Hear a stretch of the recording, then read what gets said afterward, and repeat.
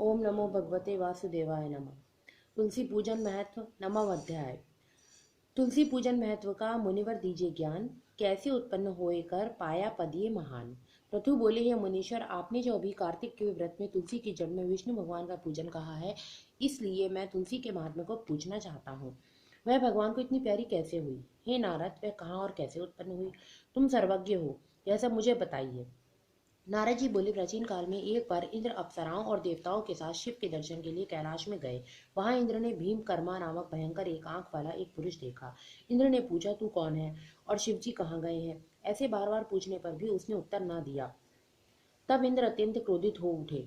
बोले, तूने मेरी बात का कुछ उत्तर नहीं दिया, इससे मैं तुझे वज्र से मारता हूँ। हे दुर्मते, तेरा रक्षक कौन है? इंद्र ने यह कहकर बलपूर्वक वज्र मारा, लेकिन इंद्र का वज्र तथा भुजाएं स्तंभित हो गईं।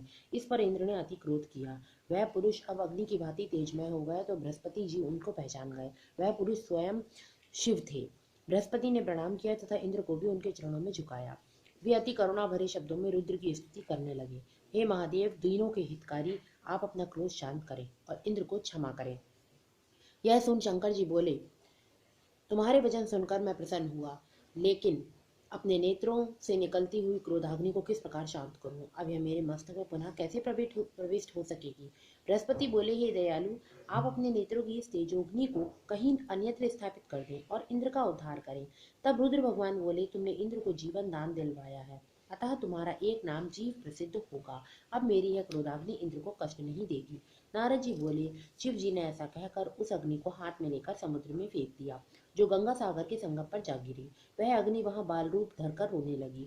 उसके रुदन से पृथ्वी कांपने लगी और स्वर्गलोक से सत्यलोक तक सब बहरे हो गए।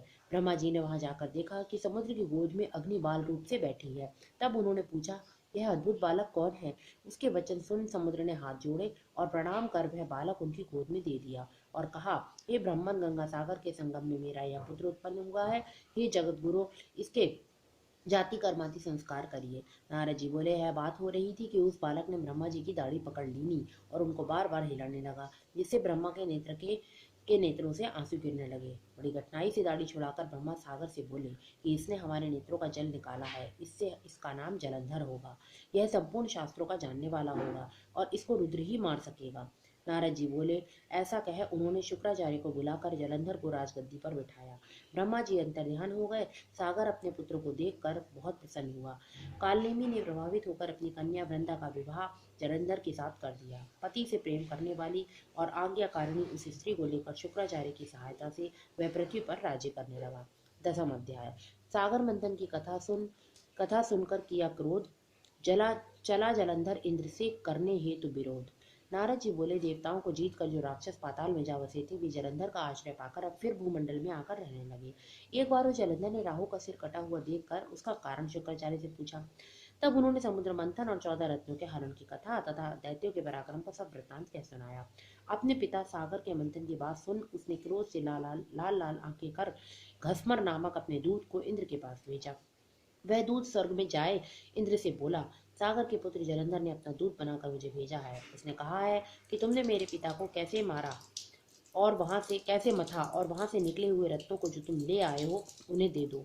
इस प्रकार दूत का वचन सुन विस्मित होकर भय और रोष से इंद्र घसमत से कहने लगा, हे दूत, हमने सागर का मंथन इसलिए किया था कि पहले मेरे से डरे हुए पर्वतों को सागर ने अपनी कुक्षी में छिपा लिए थे और बहुत से दैत्यों की उसने रक्षा की थी।